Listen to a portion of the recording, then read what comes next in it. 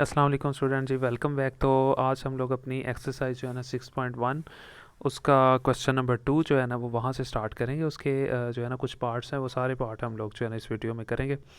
तो लेकिन उससे पहले मैं आपको बता दूं कि अगर आपने क्वेश्चन नंबर 1 नहीं देखा तो वो प्ले लिस्ट में आप चले जाएँ, तो वहाँ पर आपको क्वेश्चन नंबर 1 जो है ना वो मिल जाएगा, तो वहाँ पर जाके आप देख लें।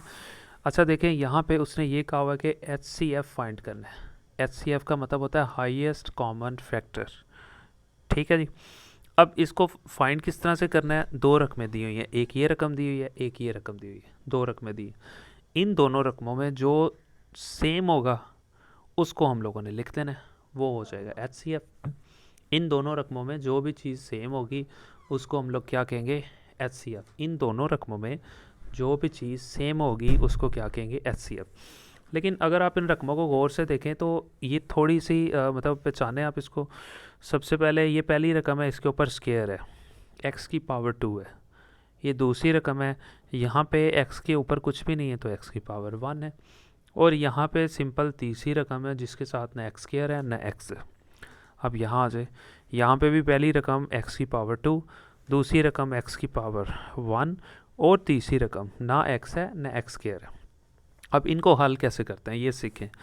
सबसे पहले ये जो आखिरी रकम है ना जिसे कांस्टेंट कहते हैं 6, इस 6 को ना मल्टीप्लाई करवाते हैं हमेशा x स्क्वायर के पीछे। हमेशा इस आखिरी रकम को मल्टीप्लाई करवाते हैं x स्क्वायर के पीछे। अब x स्क्वायर के पीछे यहाँ कुछ भी नहीं लिखा हुआ, तो इसका मतलब अगर यहाँ कुछ भी नहीं लिखा हुआ जाहिर है यहाँ फिर 1 तो था। सो 6 को जब हम लोगों ने इसके पीछे मल्टीप्लाई किया तो यहाँ 1 था, तो 6 को 1 से मल्टीप्लाई किया तो हमारे पास आ गया 6। ये चीज़ हो गई। दूसरी चीज़, अब आपने क्या करना है, कोई से दो ऐसे लफ्ज़ ढूंढने हैं जिनको मल्टीप्लाई करवाओ तो 6 आए, और उन्हीं दो लफ्ज़ों को प्लस या माइनस करो तो ये 5x आए, यानी ये दरमियान वाली रकम आए प्लस की। दोबारा से, कोई से दो ऐसे लफ्ज़ जिन्हें मल्टीप्लाई करवाओ तो क्या आए, 6 आए, उन्हीं दो लफ्ज़ों को प्लस या माइनस करो तो 5x आए। तो बड़ी सिंपल सी बात है, वो दो लफ्ज़ 3 और 2 हैं। 3 को 2 से मल्टीप्लाई करवाओ तो क्या आता है 6, और 3 और 2 कितना होता है 5x या 2x। ठीक है, 2 को 3 में जमा कर लो तब भी ठीक है। तो अब लिखने का तरीका पता क्या होता है, हमें पता चल गया कि हमारे पेयर जो है ना वो दो हैं, 2 और 3। 3 को 2 से मल्टीप्लाई करवाओ तो क्या आता है 6, 3 में 2 जमा करो तो क्या आता है 5x। यानी उन्हीं दो लफ्ज़ों को मल्टीप्लाई करवाओ तो ये रकम आए, और उन्हीं दो लफ्ज़ों को प्लस या माइनस करो तो ये दरमियान वाली रकम है। लिखने का तरीका, पहली रकम वैसे ही लिखें, आखिरी रकम वैसे लिखें। अब 5x है तो 5x की जगह पे हम क्या लिखेंगे, पेयर क्या थे 2 और 3, तो हम यहाँ पे लिखेंगे 2x प्लस और 3x। यानी पहली रकम और आखिरी रकम वैसे ही रहेगी, सिर्फ 5x की जगह पे क्या लिख देंगे 2x प्लस 3x। तो आई होप कि आपको ये अच्छे से समझ आ गया होगा। अब बहुत आसान है।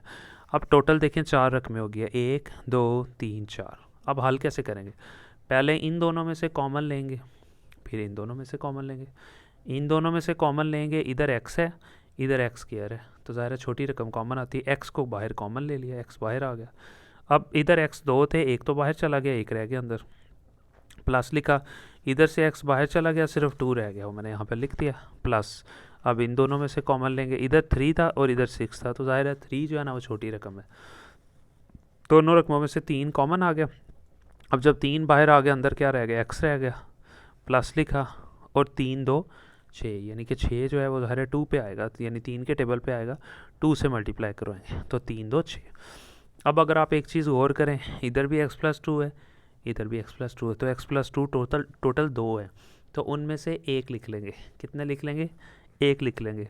और ये वाला x और ये वाला प्लस 3 इसको वैसे लिख लेंगे, यानी x प्लस 2 और x प्लस 2 टोटल 2 है ना, इनमें से एक लिख लेंगे। और ये जो बाहर पड़ी हुई रकम एक x और ये प्लस 3, इसको भी साथ ब्रैकेट में लिख लें। ये साइड हल हो गया। ले जी अब दूसरी साइड पे आ जाए, फिर वही तरीका, 12 को मल्टीप्लाई करवाएंगे x स्क्वायर के पीछे। यहाँ पे ओबियसली 1 था, तो 12 को 1 से मल्टीप्लाई किया तो हमारे पास आ गया जी 12। अब फिर दो ऐसे लफ्ज़ ढूंढेंगे जिन्हें मल्टीप्लाई करवाए तो 12 है, और उन्हीं दो लफ्ज़ों को प्लस या माइनस करो तो ये दरमियान वाली रकम है -4x। तो वो ज़ाहिर है 6 और 4 बनता है। ठीक है, 6 और 2 बनते हैं, 6 को 2 से मल्टीप्लाई करवाएंगे तो 12 आ जाएगा, और 6 में से 2 निकाल देंगे तो 4 आ जाएगा। लेकिन सबसे यहाँ पे समझने वाली बात क्या है, यहाँ पे हमें 4 नहीं चाहिए, हमें यहाँ पे -4 चाहिए।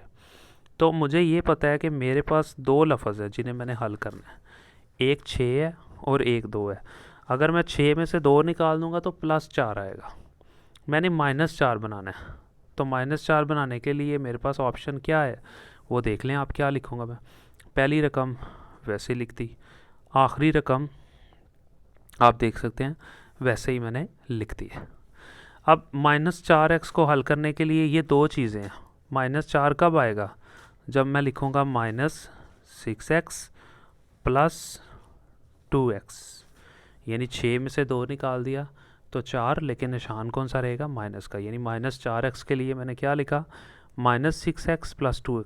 क्योंकि अगर मैं लिखता ना +6 - 2, तो 6 में से 2 निकाला +4 आना था, तो हमने -4 बनाना है।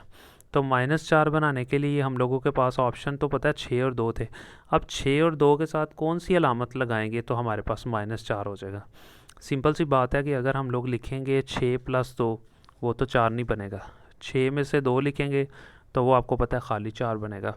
तो -4 बनाने के लिए ये लिखेंगे ना -6 और +2, तो प्लस माइनस माइनस, लेकिन शान माइनस करेगा, 6 में से 2 निकाल दिया तो -4 आ जाएगा। इसलिए मैंने ये दोनों पेयर यहाँ पे बनाए हैं इसकी जगह पे। अब फिर वही टोटल 4 रकमें हैं, कॉमन ले लेंगे। इन दोनों में से कॉमन सिर्फ x आ रहा है, वो बाहर आ गया। ये x 2 थे, एक लिख दिया, माइनस इधर से x बाहर चला गया था तो सिर्फ 6 रह गया, प्लस इन दोनों में से ये 2 था, ये 12 था। तो छोटी रकम आपको पता है 2 थी, तो छोटी रकम को कॉमन ले लेंगे। अब छोटी रकम 2 थी, 2 को मैंने कॉमन ले लिया, इधर से 2 बाहर आ गया, इधर रह गया x, फिर माइनस लिखा, और 2 6 12, ये ना जी, इधर भी x - 6 है, इधर भी है, तो ये 2 x - 6 यहाँ पे, तो दोनों में से एक लिख लिया।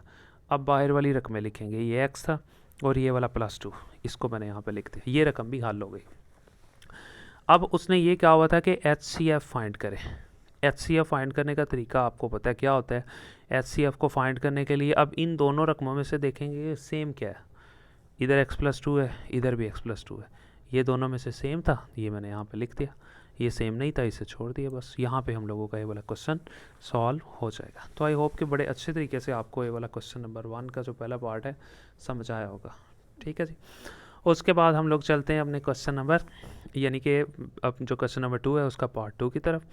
तो आप लोगों से रिक्वेस्ट वही है कि अगर आप लोगों ने अभी तक चैनल को सब्सक्राइब नहीं किया वो ज़रूर कर दें। और दूसरा जो है यहाँ पे अब देखें, पहले जो है ना उसने आसान काम दिया हुआ था, लेकिन अभी वो थोड़ा सा मुश्किल काम दे रहा है, थोड़ा सा ना, तो लेकिन कोई इतना ख़ास इशू नहीं है, वो भी अभी हल हो जाएगा। पहले उसने 2 रकमें दी थी, तो अभी अगर आप देखें तो उसने यहाँ पे 3 रकमें दी हुई हैं, 1 2 3। इसको हम लोग अलग जो है ना सॉल्व कर लेंगे।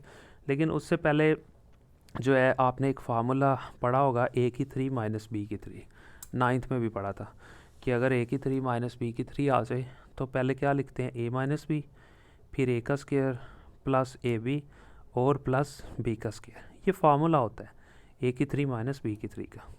ठीक है, तो इसका मतलब है यहाँ पे भी हम यही फार्मूला बनाएंगे। पहली रकम को बनाएंगे a और दूसरी रकम को बनाएंगे b। किस तरह से बनाएंगे आप वो देख लें। ये x था, उसके ऊपर 3 था, वो तो वैसे ही रहने दिया, माइनस था वो मैंने लिख लिया, और 27 को हम इस तरह से लिख सकते हैं 3 की पावर 3। 3 की पावर 3 का मतलब होता है 27, यानी इस तरह से ना, देखा ना, 3 3 और 3, तो 3 को 3 से मल्टीप्लाई किया 9, 9 को 3 से मल्टीप्लाई किया तो 27। सो 3 की पावर मैंने 3 लिख दिया 27 की जगह। अब ये फार्मूला बन गया a की 3 माइनस b की 3। तो इसको आप हल कर लेंगे। ये पहली रकम a है और दूसरी रकम b है, तो फार्मूला मैंने ऊपर बता दिया, ये यूज़ करना है। पहले उसने कहा a की रकम लिखें, a क्या था x, वो लिखा, माइनस फिर उसने कहा था b की रकम लिखें, b क्या था 3, वो लिखा, फिर ब्रैकेट लगाएं, फिर उसने कहा था ये लिखें, a क्या था x, ये वाला, ऊपर उसने कहा स्क्वायर लगाएं, लगा दिया, प्लस उसके बाद फिर उसने कहा जी a की रकम लिखें, a क्या था x, वो लिखा, फिर b की रकम वो 3, वो मैंने लिख दी, प्लस फिर उसने कहा b की रकम लिखें, तो b की रकम क्या थी 3, वो मैंने लिख दी, ऊपर उसने कहा था स्क्वायर लगा दें, तो मैंने लगा दिया। इसको आप मज़ीद हल कर लें, x - 3 वैसे ही आ गया, ये x स्क्वायर वैसे ही, ये 3 को x से मल्टीप्लाई किया तो 3x हो गया। अब 3 का जब स्क्वायर लेंगे, ऊपर स्क्वायर लिखा हुआ, तो ये 9 हो जाएगा।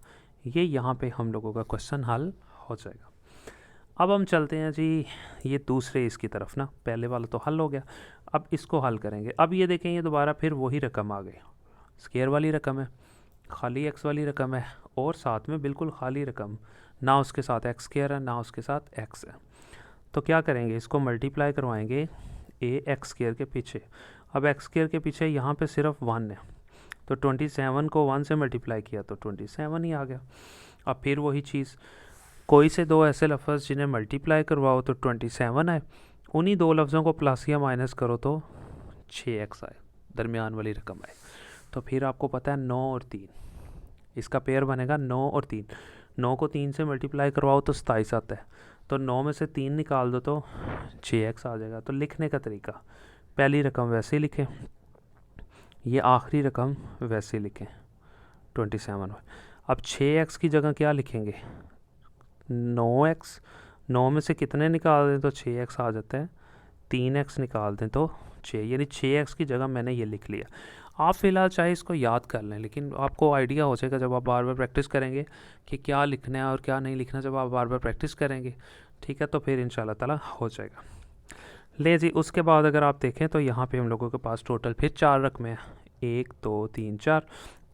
अब इन दोनों में से कॉमन ले लेंगे, इन दोनों में से कॉमन आ जाएगा, हमारे पास x आ गया, इधर x 2 थे, एक ही रह गया अंदर, प्लस लिखा, यहाँ से x बाहर चला गया था, 9 रह गया, माइनस लिखा, इन दोनों में से कॉमन 3 आएगा क्योंकि छोटी रकम 3 है, 3 को इनमें से कॉमन ले लिया, इधर से 3 जब बाहर गया अंदर x रह गया, वो मैंने लिख दिया।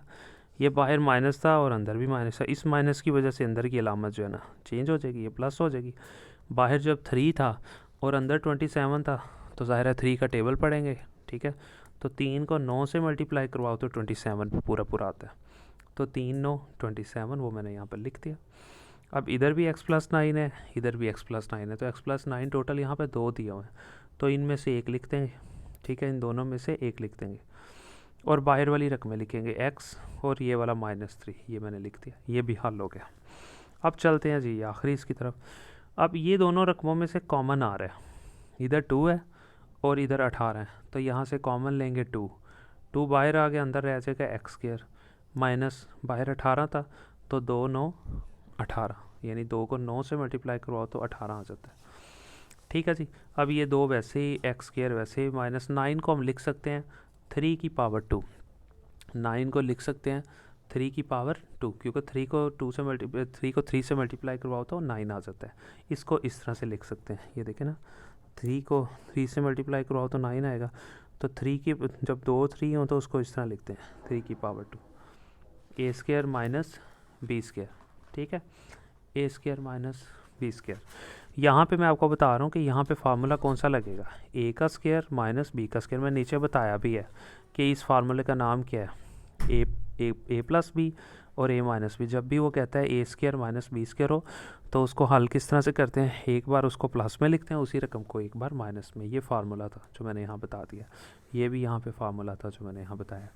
अब यहाँ पे इस रकम पे फार्मूला लगाएंगे, ये वाला 2 वैसे लिखा, अब ये ए क्या x उसका स्क्वायर लिखा, माइनस बी क्या था 3 उसका स्क्वायर लिखा, तो एक बार दोनों को प्लस में, एक बार इन दोनों को माइनस में। यहाँ पे हम लोगों का ये वाला क्वेश्चन जो है ना हल हो गया। अब हम क्या करेंगे, इन तीनों रकमों में से सेम देखेंगे, क्या देखेंगे, इन तीनों रकमों में से सेम क्या है, जिसको हम लोग क्या कहते हैं HCF। इन तीनों रकमों में से जो सेम रकम होती है उसको क्या कहते हैं HCF, हाईएस्ट कॉमन फैक्टर। अब वो क्या है, इधर देखिए, इधर भी x-3 है, इधर भी x-3 है और इधर भी x-3 है, ये तीनों में सेम है, तो इसी का नाम हम लोग रख देंगे हाईएस्ट कॉमन फैक्टर। तो आई होप कि आपको ये पार्ट भी अच्छे से समझ आ गया होगा। ले जी, उसके बाद हम लोग जो है अपना पार्ट 3 जो है ना उसको अटैम्प्ट करते हैं, ठीक है।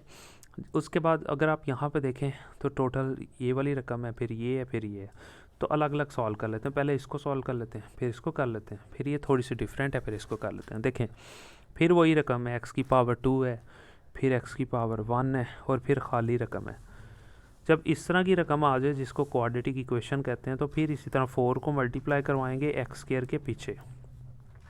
यहाँ पे अगर आप देखें तो 1 है, अब 4 को 1 से मल्टीप्लाई किया तो सिंपल सी बात है हमारे पास आ गया 4। अब कोई से दो ऐसे लफ्ज़ जिन्हें मल्टीप्लाई करवाओ तो 4 आए, और उन्हीं दो लफ्ज़ों को प्लस या माइनस करो तो 3x आए। तो वो आप देख सकते हैं 4 और 1 होगा। 4 को 1 से मल्टीप्लाई करवाओ तो 4 आएगा, 4 में से 1 निकाल दो तो 3 आ जाएगा। तो क्या लिखने का तरीका क्या होगा, हमें पता है हमारा पेयर क्या है 4 और 1। लिखने का तरीका देख लें, x², फिर आखिर में क्या लिखेंगे -4। अब हमने 3x बनाना है तो क्या लिखेंगे, हम लिखेंगे 4x माइनस 1x, ऊपर लिखा हुआ है 4x और साथ में 1x। अब 1 लिखें चाहे खाली x लिखते हैं एक ही बात है, 1x का मतलब भी तो खाली x ही है ना। 3x की जगह मैंने ये दोनों लफ्ज़ लिख दिए, ये रकम और ये रकम वैसे ही आ जाएगी। फिर आप देख सकते हैं यहाँ पे टोटल बन गया जी 4 रकमें, 1 2 3 4। अब इन दोनों में से कॉमन ले लें, फिर इन दोनों में से कॉमन, इन दोनों में से अगर आप कॉमन ले लेते हैं तो x कॉमन आ गया, इधर x 2 थे 1 रह गया, प्लस इधर से x बाहर चला गया, सिर्फ 4 रह गया। इन दोनों में से कॉमन सिर्फ माइनस आ गया और कुछ भी नहीं आ सकता, यहाँ पे आप देख सकते हैं कॉमन नहीं निकल सकता। तो जब दोनों रकमों में से कॉमन ना आ रहा हो तो फिर 1 लिख लेते हैं, ये x अंदर रह गया, ये माइनस की वजह से अंदर की अलामत थी चेंज होके प्लस हो जाएगी और ये 4 रह जाएगा यहाँ पे। ठीक है जी। अब इधर भी x+4 है, इधर भी x+4 है, तो दोनों में से एक लिख लेंगे और फिर बाहर वाली रकम ये x और ये -1, ये मैंने साथ लिख दिया, ये हल हो गया। दोबारा ये रकम बिल्कुल इसी जैसी है, x² है, फिर x की पावर यहाँ पे 1 है और ये खाली रकम है, तो फिर इसी तरह हल करेंगे। 3 को मल्टीप्लाई करवाएंगे x² के पीछे यहाँ पे, तो वो 1 नहीं है वहाँ पे, 3 को 1 से मल्टीप्लाई किया तो 3 आ जाएगा। ठीक है जी। फिर ऐसे दो लफ्ज़ जिन्हें मल्टीप्लाई करवाओ 3 आए, उन्हीं दो लफ्ज़ों को प्लस करो या माइनस करो तो 2x आए, तो फिर वही 3 और 1 पेयर बनेगा। 3 को 1 से मल्टीप्लाई करवाओ तो 3, और 3 में से एक माइनस करवा दो तो 2x आ जाएगा। ये देखें लिखने का तरीका, x² और फिर आखिरी रकम लिखें -3, और 2x को किस तरह से हल करेंगे, क्या लिखेंगे, यहाँ पे लिखेंगे 3x और -x, यानी 3 में से एक x निकाल दें तो 2x आता है, यानी 2x की जगह आप ये दोनों पेयर लिख सकते हैं 3 और 1 का। तो फिर आप देख लें 4 रकमें बन गई। पहले इन दोनों में से कॉमन ले लें, इन दोनों में से कॉमन लिए x 2 थे, एक बाहर चला गया, एक अंदर रह गया, प्लस इधर से x बाहर चला गया, सिर्फ 3 रह गया। इन दोनों में से भी अगर आप कॉमन ले तो कुछ भी कॉमन नहीं आएगा, तो ये माइनस वैसे रह गया। इन दोनों में से कॉमन कुछ भी नहीं आ सकता, तो जहाँ कुछ भी कॉमन नहीं आता वहाँ आ गया माइनस, यानी कि 1 आ गया। अब अंदर रह गया x, ये माइनस और ये माइनस हो जाएंगे प्लस, और साथ में ये रह जाएगा 3। अब इधर भी x+3 है, इधर भी x+3 है, ये दोनों x+3 हैं, दोनों में से एक लिख लेंगे, और ये x और ये वाला -1 वैसे ही साथ लिख देंगे। अब आ गई है जी तीसरी रकम। तीसरी रकम फिर बहुत आसान है, आप देख सकते हैं यहाँ पे। अब यहाँ पे देखें रकम थोड़ी सी चेंज है, x की पावर 3 है, फिर 2 है, फिर x है, तो इस पे ये रूल तो नहीं लगा सकते। तो पहले हम क्या करेंगे, इन तीनों रकमों में से x कॉमन आ सकता है, तो x को यहाँ पे क्या कर लेंगे, कॉमन ले लेंगे। इन तीनों रकमों में से x को कॉमन ले लिया, x आ गया बाहर, x टोटल 3 थे, एक बाहर चला गया तो टोटल रह गए 2, -2 रह गया, x टोटल 2 थे, एक बाहर चला गया, एक रह गया, प्लस इधर से एक ही x था वो भी बाहर चला गया। ठीक है, तो कितने रह गए, एक ही रह गया 1। ठीक है, यहाँ से कुछ नहीं रहा, यानी ये x भी बाहर चला गया तो यहाँ कुछ नहीं रहा, 1 रहा। अब ये x तो वैसे ही रहेगा। यहाँ आप देख सकते हैं दोबारा फिर हम लोग एक फार्मूला लगा सकते हैं, ये देखें x की पावर 2 है, फिर यहाँ x की पावर 1 है। ठीक है, और यहाँ पे आप देख सकते हैं खाली रकम है, तो फिर वही बात, इस 1 को मल्टीप्लाई करवाएंगे ये x² के पीछे, तो 1 को जब आप इधर मल्टीप्लाई करवाएंगे x² के पीछे जहाँ ऑलरेडी 1 है, तो 1 को 1 से मल्टीप्लाई करवाएंगे तो 1 ही आ जाएगा। तो यहाँ दरमियान में कोई से ऐसे लफ्ज़ जिन्हें 1 को, यानी उसने ये कहा हुआ है इसको 1 को जब इधर 1 से मल्टीप्लाई किया तो आंसर आ गया 1। अब कोई से दो ऐसे लफ्ज़ जिन्हें मल्टीप्लाई करवाओ तो क्या आए, 1 आए, और उन्हीं दो लफ्ज़ों को प्लस या माइनस करो तो -2 आए, तो वो 1 और 1 नहीं होगा, यानी -1 और -1, तो -2 हो जाएगा। लिखने का तरीका, पहली रकम वैसे ही लिखें आप, और आखिरी रकम जो कि +1 थी उसको भी वैसे लिख लें। ठीक है, और -2x कब आएगा, जब हम लिखेंगे -1x, फिर लिखेंगे -1x, यानी माइनस माइनस प्लस, लेकिन निशान माइनस का रहेगा, 1x और 1x कितना हो जाएगा -2x, यानी -2x की जगह पे ये दोनों मैंने पेयर बना के यहाँ पर लिख दिए। अब फिर आप देख सकते हैं ये x तो बेचारा आगे बाहर है, ये बाहर ही रहेगा, ये टोटल 4 रकमें हैं। तो पहले इन दोनों में से कॉमन ले लेंगे। इन दोनों में से कॉमन जो है ना सिर्फ एक ही एक्स आ रहा है, वो बाहर आ गया। इधर एक्स 2 थे, एक रह गया, माइनस इधर एक ही एक्स और बाहर चला गया, सिर्फ 1 रह गया, ब्रैकेट क्लोज। अब इन दोनों में से कॉमन ले ले। इन दोनों में से ये माइनस लिखा, कुछ कॉमन नहीं आ रहा था तो 1 लिख दिया खुद से ही। तो ये एक्स रह गया और इस माइनस की वजह से अंदर की अलामत चेंज होकर माइनस होगी और ये 1 रह गया था। अब फिर दोबारा ऐसे, ये एक्स तो वैसे ही बाहर है। अब एक एक्स माइनस 1 ये है, एक एक्स माइनस 1 ये है, तो इन दोनों में से एक लिख लिया। फिर ये एक्स और ये वाला -1 ये भी मैंने यहाँ पे लिख लिया, आप देख सकते हैं। तो यहाँ पे हम लोगों को ये तीनों क्वेश्चन जो है ना हल हो गए। अब इन तीनों में से देखेंगे कि सेम क्या है। x-1 इधर भी है, x-1 इधर भी है और x-1 इधर भी है। तो इसी का नाम हम लोग रख देंगे हाईएस्ट कॉमन फैक्टर। और यहाँ पे हम लोगों का पार्ट 3 और साथ में ये वीडियो कंप्लीट हो गया। सो मिलते हैं जी नेक्स्ट वीडियो।